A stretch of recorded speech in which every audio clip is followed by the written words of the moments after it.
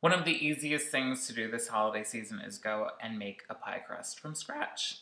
It sounds really difficult, it sounds probably a little intimidating, but it shouldn't be, and here's why. It's not costly, it's so easy, and it's going to save you so much time. And sure, you think, well, I live right down the street from Giant or Wise or Walmart, but making pie crust literally takes 30 seconds. There's some things you're going to need. You're going to need a food processor. Makes the job so quick. Done are the days of using the pastry cutter like your grandma used to or still does. Food processor, the best way to do this. And as long as you follow some simple techniques, you'll have a fail-proof and foolproof pie crust every time you go to bake a pie. Like I said, it's very, very simple.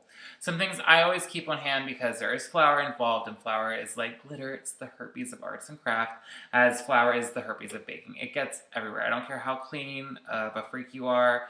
It always gets everywhere. So always have a damp flour sack tail with you, and that's easy to wipe up handles where flour stains may have been. I always keep a dry terry cloth with me, also for to clean up quick messes. And always do your baking mise en place, where you always have things set out in front of you. So my flour, oh goodness, it's this thing, because I do a lot of baking. And when you're baking pie crust, you want a light and flaky pie crust. So there are some things you have to remember. Always have your ingredients ice cold. I literally freeze my butter. I use ice water. These are things that will ensure a flaky pie crust when you go to eat it, because nothing's worse than eating an unpleasant pie crust. Having your salt in a little dish, your flour or your sugar in a little dish.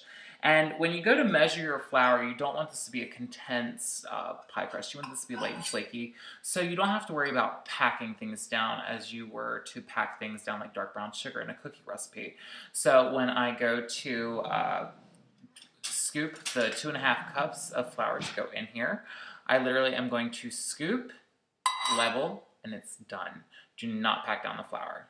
Alright, so it's time to start baking, and here we have our food processor, so we're going to scoop in 2.5 cups of flour. So scoop, scrape with the flat edge of a dinner knife, dump, that's 1 cup, 2 cups, get your 1/2 cup measure, 1/2 cup.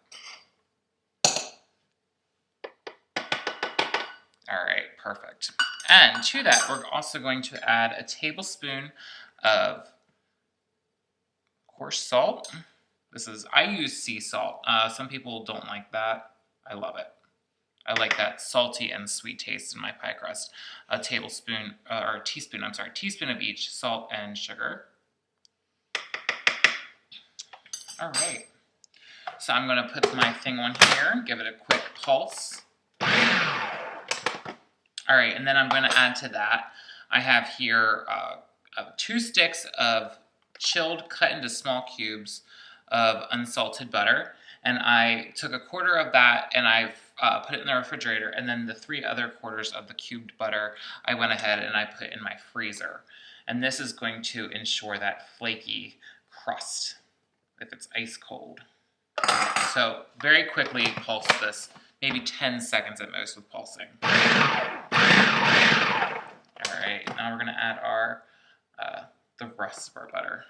Small additions.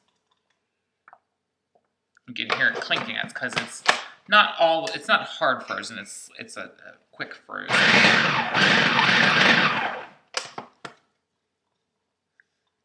right, some more butter to that.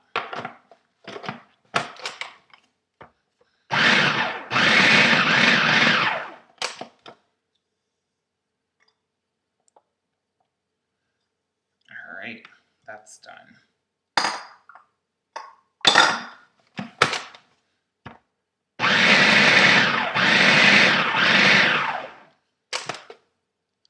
Okay, and you can see in the food processor that it's starting to look like very fine coarse meal. So to this now we're going to add, get my wet cloths because I have floury fingers.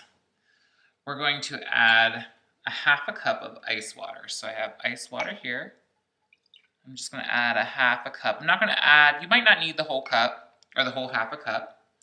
That's actually 3/4 cups. Perfect. Okay, so you might not need the whole half a cup, but I'm going to start out with 1/4. I'm going to add it. It should not come to a ball.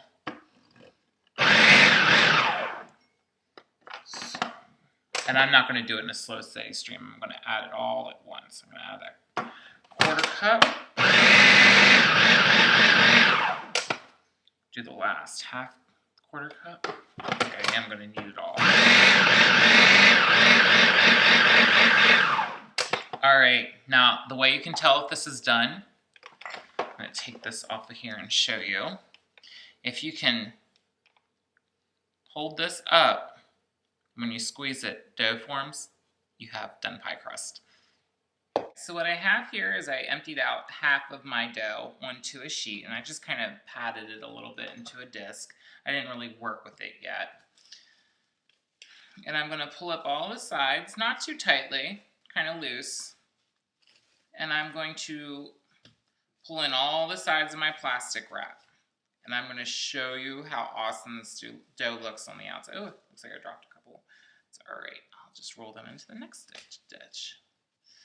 You turn this over, and then you just give it a very light roll with the rolling pin, shaping it and reinforcing its disc shape, which this is going to make rolling out the pie a lot easier.